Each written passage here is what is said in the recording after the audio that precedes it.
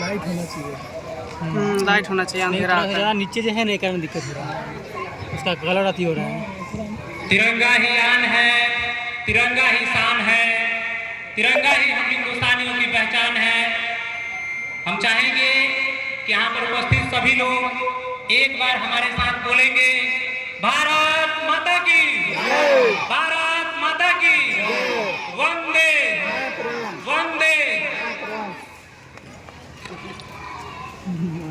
माननीय पंचायत के मुखिया श्री अमोद कुमार राय जी, माननीय उप मुखिया श्री मुकेश कुमार राय जी, पंचायत के सम्मानित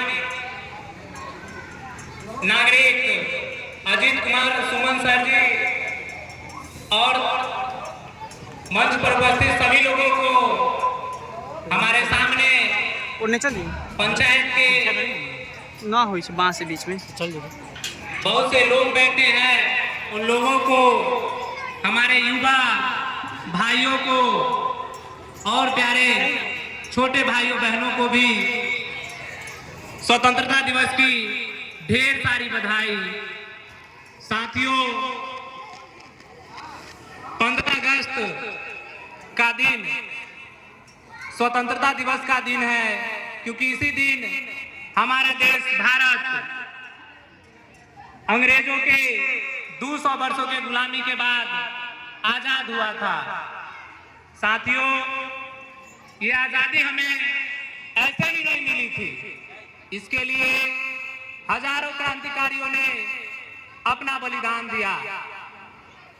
यह देश बलिदान की भूमि है, यह देश समर्पण की भूमि है। साथियों, इस देश में सबसे पहले क्रांति के बीज 1857 में झांसी की रानी ने रखी थी। बिहार की भूमि से हमारे वीर कुंवर सिंह, जिनके बारे में आप लोग जानते होइएगा कि उन्होंने अंग्रेजों के गोली लगने पर अपने दाहिने हाथ को काट करके गंगा में बलिदान कर दिया था, क्योंकि वो अंग्रेजों का गोली था। बिहार क्रांतिकारियों की भूमि रही है, भारत क्रांतिकारियों का देश रहा है। साथियों, इस देश को आजाद कराने के लिए अनेकों वीरों ने अपना बलिदान दिया, अपना समर्पण दिया। आप महात्मा गांधी को जानते होइएगा। महात्मा गांधी ने इस देश में अनेकों आंदोलन चलाए, सविनय अवज्ञा आंदोलन हो, होम रूल आंदोलन हो, भारत छोड़ो आंदोलन हो। उन्होंने सभी लोगों को साथ लेकर देश में एक आंदोलन खड़ा किया, और उस आंदोलन का वजह रहा कि हमारा देश 15 अगस्त 1947 को अंग्रेजों के 200 वर्षों के गुलामी से आजाद हुआ। इसमें हमारे अनेक अन्य क्रांतिकारियों ने भी योगदान दिया। आप डॉक्टर सत्यपाल, डॉक्टर किचलू को शायद ही जानते होइएगा कुछ लोग। उन्होंने अंग्रेजों के एक बनाए गए कानून का विरोध किया था। वह कानून था रॉलेट एक्ट। अंग्रेजों का सबसे घिनौना कानून रॉलेट एक्ट ही है। वह एक ऐसा था जिसके अंतर्गत बिना मुकदमा चलाए किसी भी स्वतंत्रता सेनानी को या देश हित में सोचने वाले लोगों को जेल में ठूस दिया जाता था। साथियों, उसी के विरोध में कांग्रेस के 2 नेता डॉक्टर सत्यपाल और किचलू ने, जो पंजाब के ही थे, उन्होंने विरोध किया, जिसके बाद उन्हें जेल में ठूस दिया गया। अब जेल में जाने के बाद जालियांवाला बाग में